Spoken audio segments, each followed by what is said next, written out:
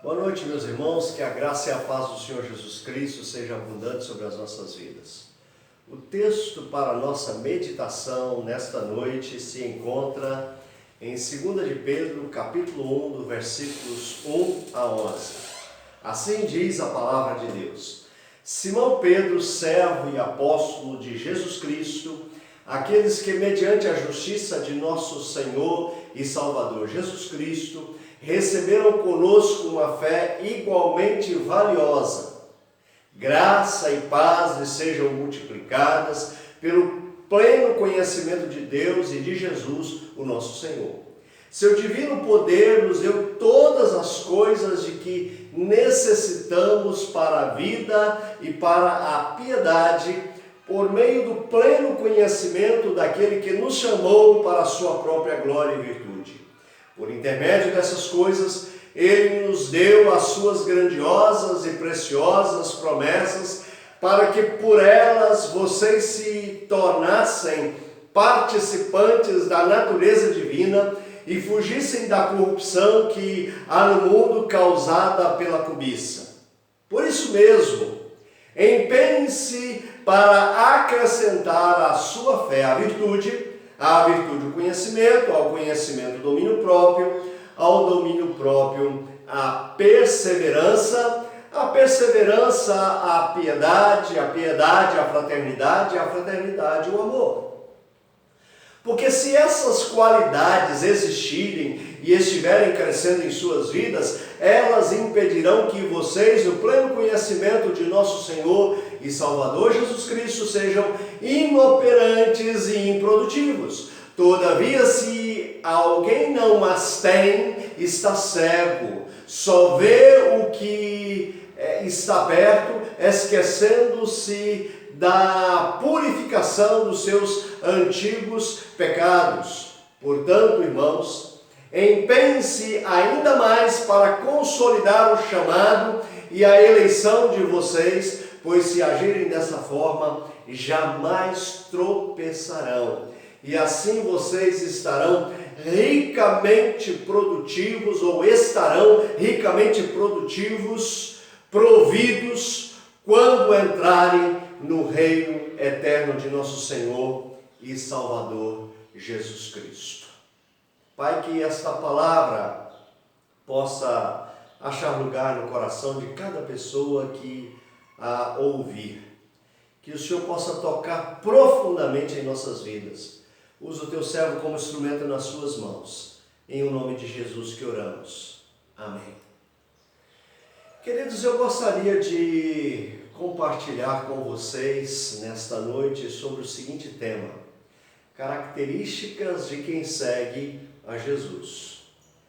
Nós temos sido instruídos nestes últimos dias a buscar uma vida de maior intimidade com Deus. Isso porque vida cristã necessita de desenvolvimento.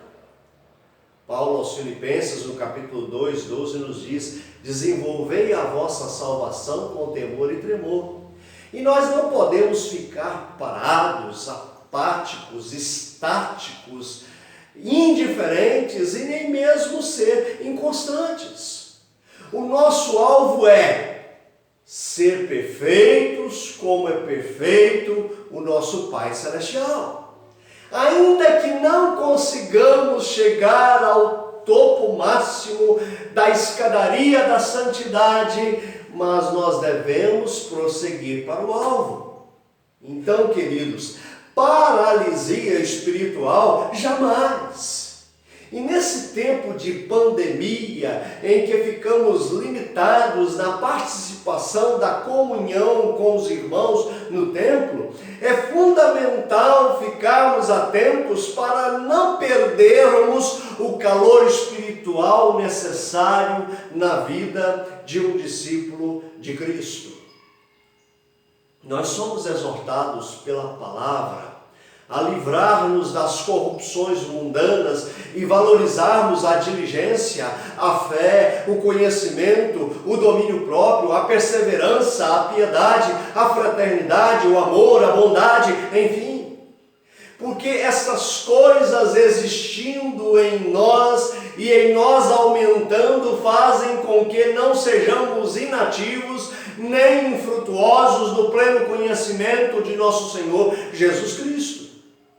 Nós precisamos de uma vida marcada pelo progresso espiritual, aonde o conhecimento de Cristo e a prática de virtudes cristãs conduzem ao alvo estabelecido.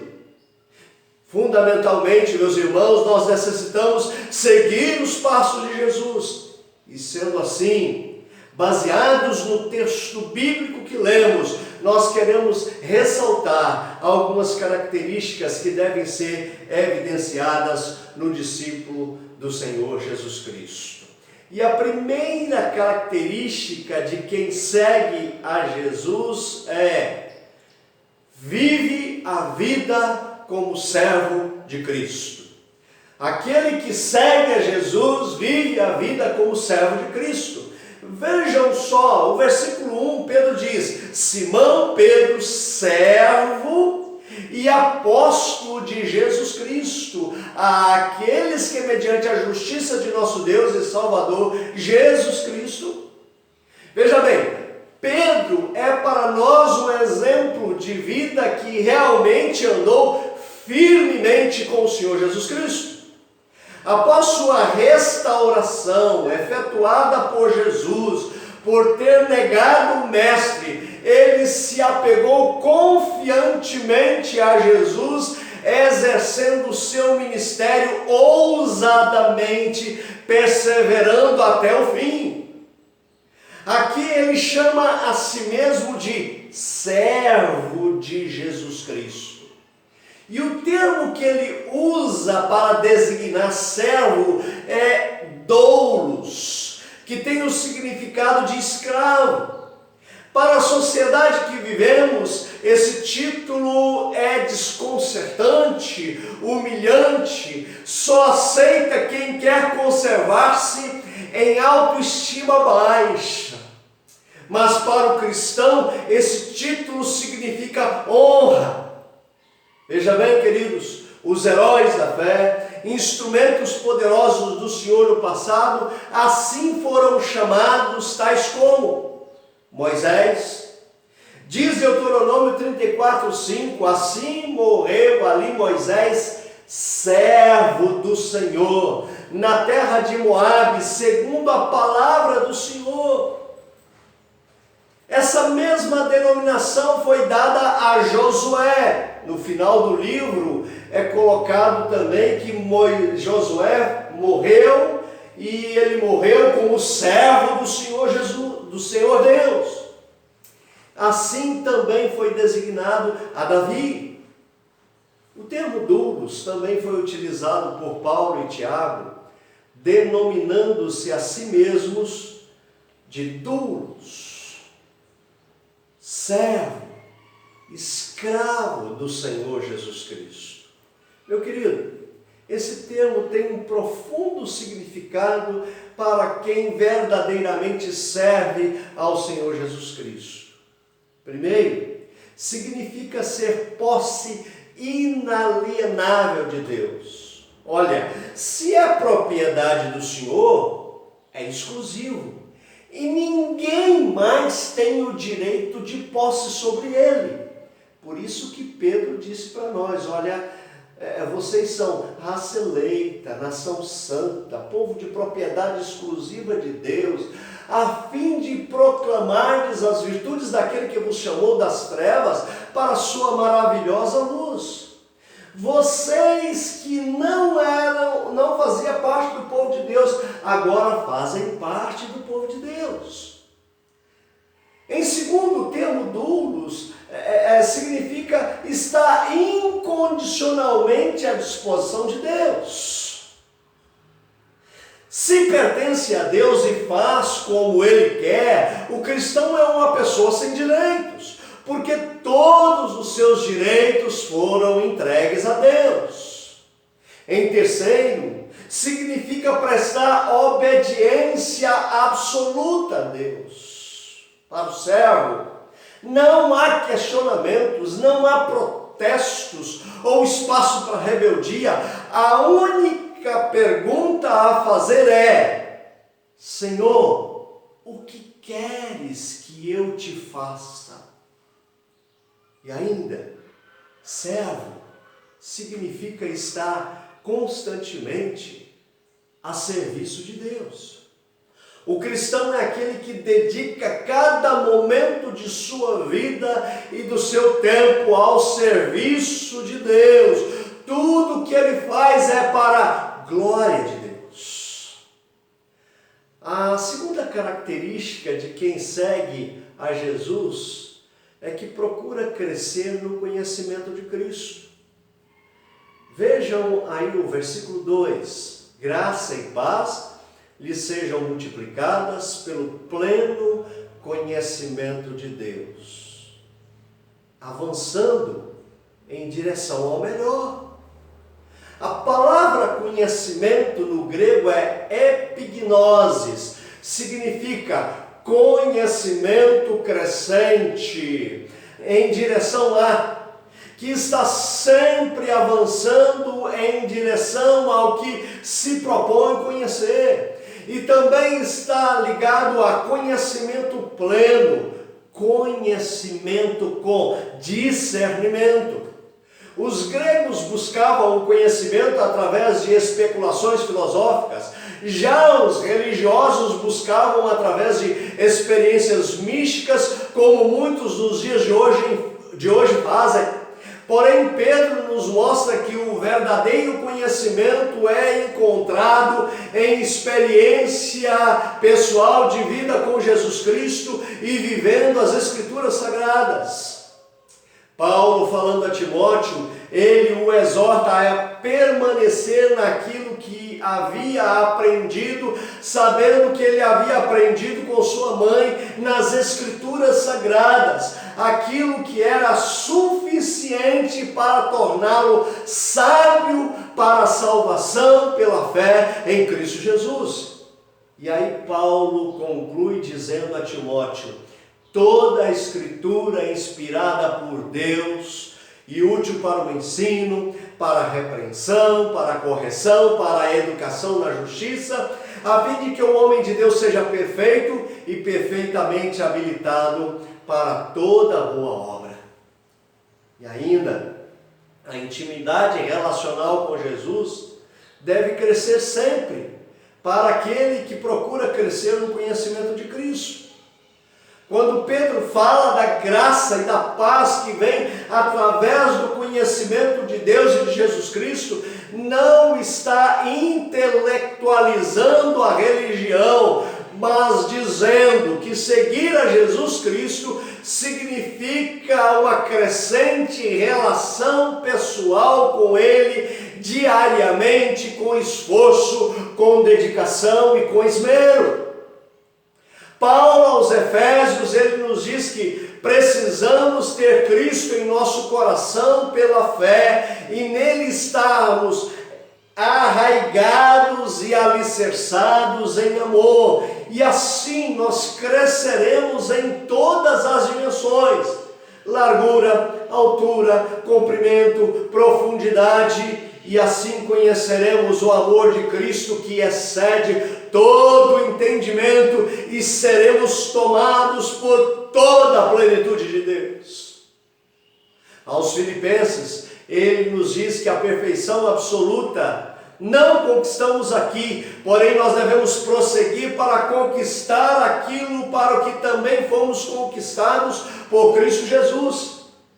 Para tal, nós precisamos abrir mão do passado que nos prende e avançar para as coisas que diante de nós estão, prosseguindo para o alvo, para o prêmio da soberana vocação de Deus em Cristo Jesus. A terceira característica de quem segue a Jesus é que vive piedosamente a vida cristã. Vive piedosamente a vida cristã. Vejam só, meus queridos, os versículos 3 e 4.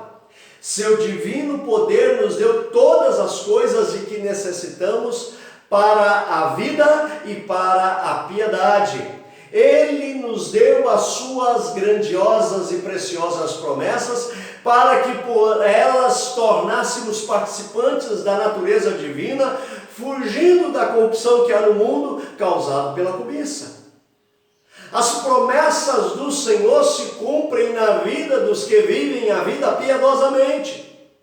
Estar nos passos de Jesus significa também experimentar as preciosas e muito grandes promessas que são fiéis e verdadeiras. Quando se tem em vista essas promessas, que indicam a possibilidade de coparticipação na natureza divina, o cristão sente-se mais fortalecido para vencer a corrupção das paixões que há no mundo. É fundamental exercitar na piedade para viver essas promessas. Paulo, ele diz o seguinte: o exercício físico para pouco é proveitoso, mas a piedade para tudo é proveitosa, porque tem a promessa de vida que agora é e da que há de ser. 1 Timóteo capítulo 4, versículo 8. Meu querido, nós vivemos uma geração que cultua o corpo. Para isso se dedicam a inúmeras horas em academias e em esportes, exercitando e mantendo o corpo em forma.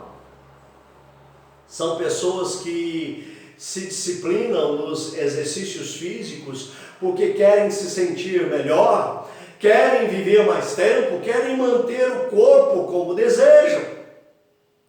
Mas Paulo, ele nos exorta ao exercício da piedade.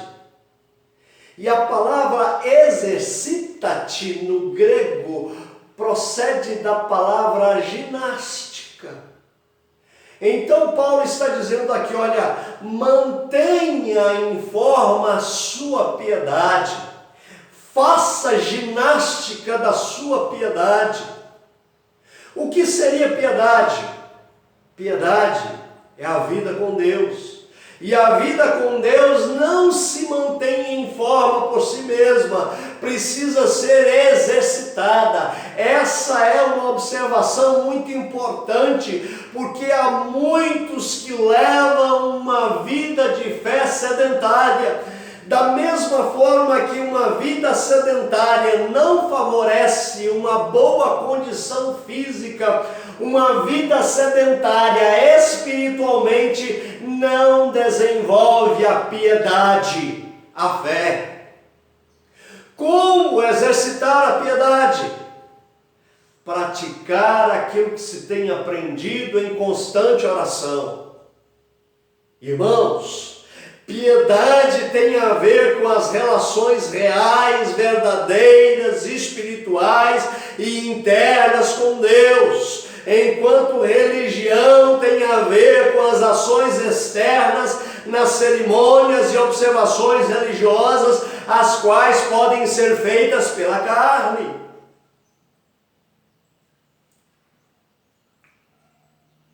Um relacionamento espiritual e real para com Deus produzirá ardente e santo zelo para corretamente adorar. O servo deve exercitar a si mesmo constantemente na palavra de Deus para não desviar-se em sua adoração.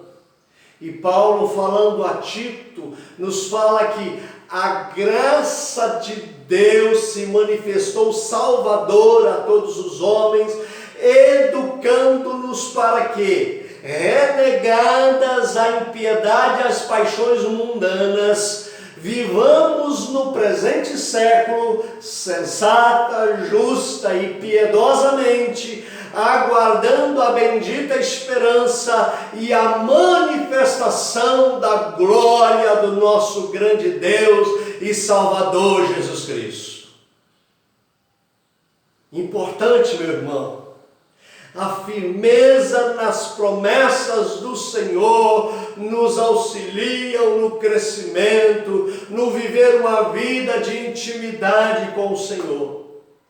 Sendo assim, segundo a última estrofe do hino 177 do nosso inário, nós devemos viver firme nas promessas do Senhor Jesus, em amor ligado sempre à sua cruz, cada dia mais nos alegrando em sua luz, firmes nas promessas de Jesus. Louvado seja o Senhor.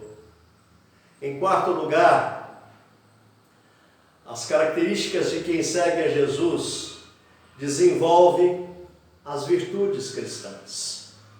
Os versículos 5 a 9 dizem: empenhe-se para acrescentar à sua fé a virtude. À virtude, o conhecimento, ao conhecimento, o domínio próprio, ao domínio próprio, a perseverança, a piedade, a fraternidade, o amor. Porque se essas qualidades existirem e estiverem crescendo em suas vidas, elas impedirão que vocês, no pleno conhecimento de Jesus Cristo, sejam inoperantes e improdutivos. Todavia, se alguém não as tem, está cego, só vê o que está perto, esquecendo-se da purificação dos seus antigos pecados.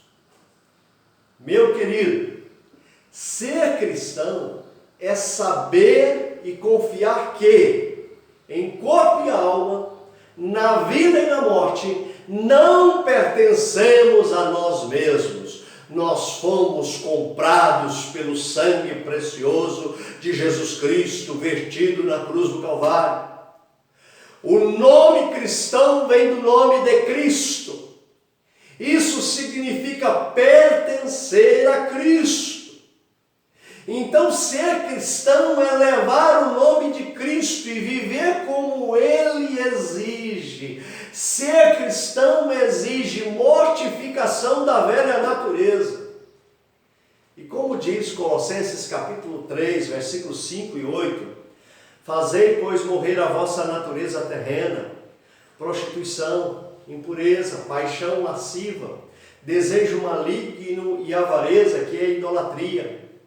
Agora, porém, despojai-vos igualmente de tudo isso: ira, indignação, maldade, maledicência, linguagem obscena do vosso falar. Queridos, devemos ser sal e luz do mundo, sal da terra, mostrar ao mundo a quem pertencemos, luz do mundo, iluminar aonde estivermos andando ou por onde andarmos. Não fomos comprados por Cristo para ficar parados, estagnados, mas para imitar a Cristo como filhos amados.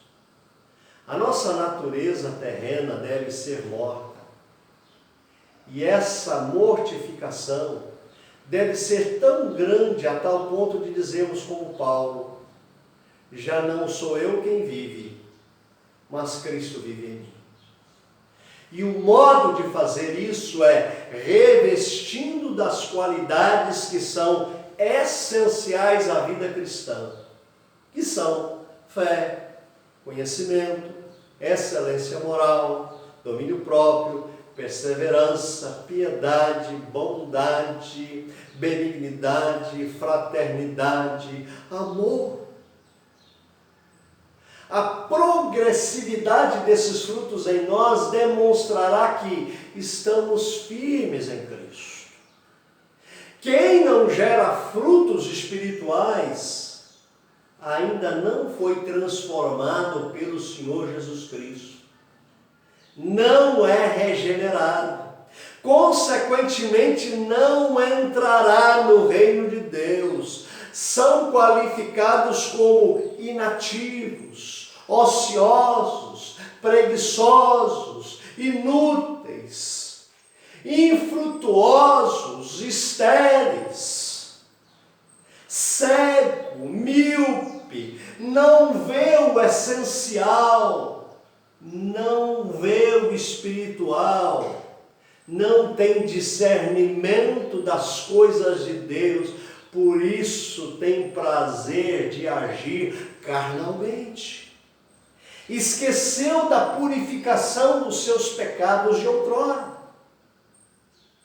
Pedro, que no início da vida cristã havia negado o Senhor, aprender através do tempo, das tribulações e perseguições, a dar frutos espirituais, a amadurecer e crescer na fé. E ele nos exorta aqui a agir de igual forma, produzindo frutos. E para encerrar, aquele que segue o Senhor Jesus Cristo, a característica de quem segue a Jesus, a sua vida é uma confirmação de que está em Cristo. O texto nos chama a atenção para duas coisas no sentido de verificar a autenticidade do nosso viver com Jesus. E em primeiro, procurar com diligência cada vez maior confirmar a nossa vocação e eleição. Os versículos 9 e 10, ou 10 e 11. Significa que devemos nos esforçar de forma dedicada e precisa, dar o melhor de nós. Nos mostra que a eleição não é para acomodação, para indiferença ou apatia, mas para ação. Nós temos que zelar pela nossa vida espiritual. Lutar para sermos verdadeiramente sal da terra e luz do mundo. Crescer espiritualmente é um desafio para nós. É consolidar dia após dia a salvação em Cristo, santificando-nos e tendo em vista a entrada no reino eterno de nosso Senhor e Salvador Jesus Cristo. E ainda, verificar a autenticidade do nosso viver com Jesus, não tropeçando em tempo algum. É o desafio da confirmação de que nós estamos em Cristo, quando não estamos tropeçando. Nos mostrando justamente que o testemunho tem que ser eficiente. Isso nos leva a questionar nossa vida. Como tem sido o nosso testemunho? Tenho vivido uma vida de santidade? As pessoas que estão à minha volta identificam que somos de Jesus porque falamos que somos ou pela nossa maneira de viver? Assim eu quero concluir, meu querido. Nós precisamos viver uma vida marcada pelo progresso espiritual, aonde o conhecimento de Cristo e a prática de virtudes cristãs conduzem ao alvo estabelecido. Realmente, queridos, nós precisamos seguir os passos de Jesus. E aí, alguns questionamentos precisam ser feitos para a nossa reflexão. Temos vivido como servos de Deus, inteiramente submissos ao Senhor Jesus Cristo, prontos a fazer o que Ele nos ordena? Temos crescido diariamente no conhecimento de Jesus? Temos vivido uma vida de piedade digna de experimentar as promessas do Senhor Jesus? Temos desenvolvido as qualidades que são essenciais à vida cristã? Temos desenvolvido o fruto do Espírito? A vida que temos vivido tem sido autêntica confirmação do nosso viver com Jesus? Olha, se a sinceridade não nos deixa afirmar positivamente a esses questionamentos, não seria o momento ideal para consertar? Deus nos chama a isso. Submeta-se à ação do Espírito Santo de Deus na sua vida e viva uma vida firme nas promessas do Senhor Jesus. Que Deus nos abençoe com graça, misericórdia e paz. Amém.